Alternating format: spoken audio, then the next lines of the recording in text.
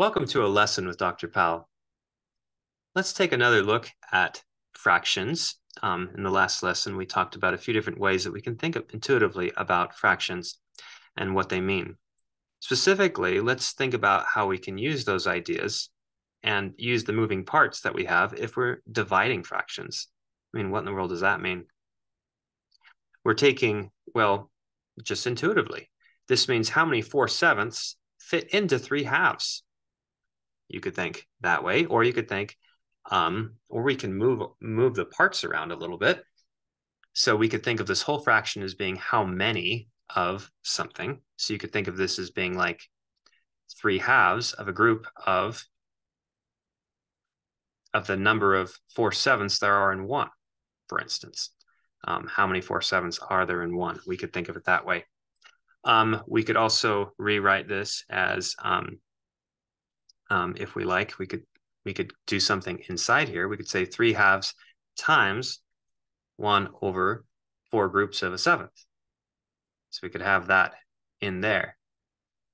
Then we could think about what's happening here. This is the same thing, how as being 3/2 groups of 1/4 of 1/7.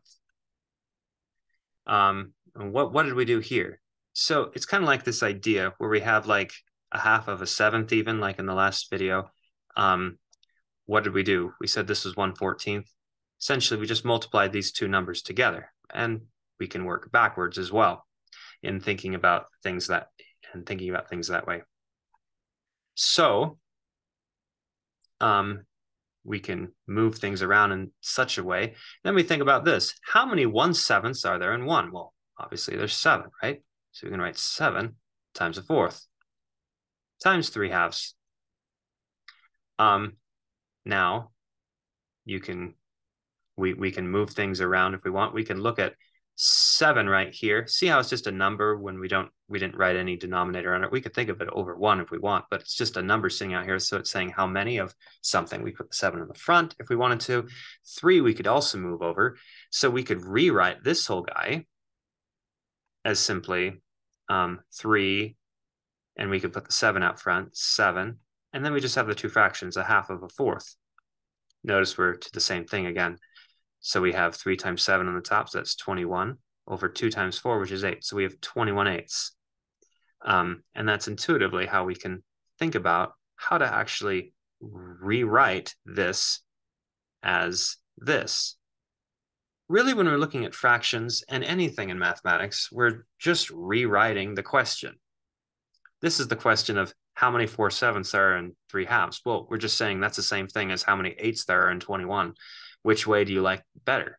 I mean, that's really all we're doing, is we're just rewriting it in another way by just moving parts around one at a time, thinking about intuitively what each part means as we move it until we get this. So we've just rewritten this in this form, because oftentimes we want to think about how many whole numbers there are in another whole number instead of how many fractional pieces there are in another fractional piece.